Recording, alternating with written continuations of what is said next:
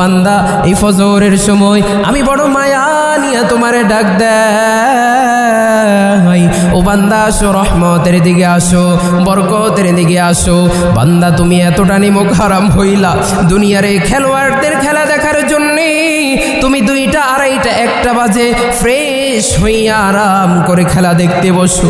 বান্দা এই ফজরের নামাজটা তুমি পড়ো না, ওই খেলোয়াড় তো তোমারে খাওয়াই না, ওই খেলোয়াড় তো তোমারে পড়ায়ও না, তোমারে চিনেও না, কিন্তু তুমি এতটা নিমুখ হারাম কেমন করে হইলা? আমার রব তো তোমারে খাওয়ায়, তোমারে পড়ায়, তোমারে রিজিক দেয়, সব কিছু করার পরেও আমার রবের হুকুম কেন তুমি মানলা না? তুমি এত নিমক হারাম কেমন করে হইলা? তুমি ফজরের নামাজে আসলা না। ফেরেশতা ডাক দিয়া বলে, রে মালিক, তোমার বান্দার গুনাহ কি আমরা রেখে ফেলবো নাকি? তোমার বান্দা তো ফজরের নামাজে আসে নাই। আল্লাহ বলে, না না, আমার বান্দারে আমি বড় মায়া করে বানাইলাম, তোমরা লেখো না। আমি জানি আমার বান্দা জোহরে ঠিকই আসবে, আমার বান্দা জোহরে ঠিকই আসবে।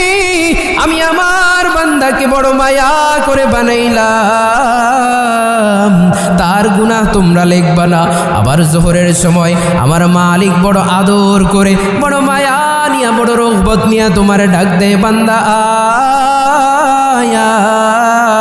আয়, কল্যাণের দিকে আয়, মসজিদের দিকে আয়। তোমার যত কল্যাণ এই নামাজের মধ্যে আমি রব নিহিত রেখে দিলাম, তুমি মসজিদের দিকে আসো। কিন্তু বান্দা দুনিয়ার ব্যস্ততা দেখাইয়া, দুনিয়ার ব্যবসার ব্যস্ততা দেখাইয়া তুমি মসজিদের দিকে আসলা না। তুমি বললা, আমার এত ব্যস্ততা, নামাজ পড়ার টাইম নাই, আমার ব্যবসার ঝামেলা, নামাজ পড়ার টাইম নাই।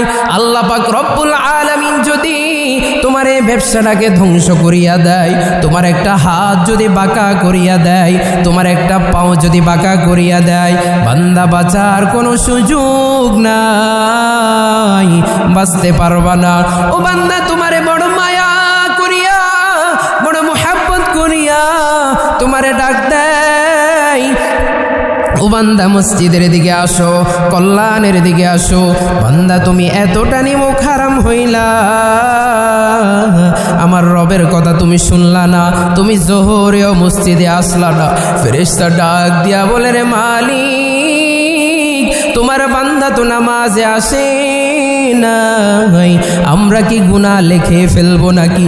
আবার মালিক বলে, না না, তোমরা গুনাহ লিখবা না, আমার বান্দা ঠিকই আসরে আসবে।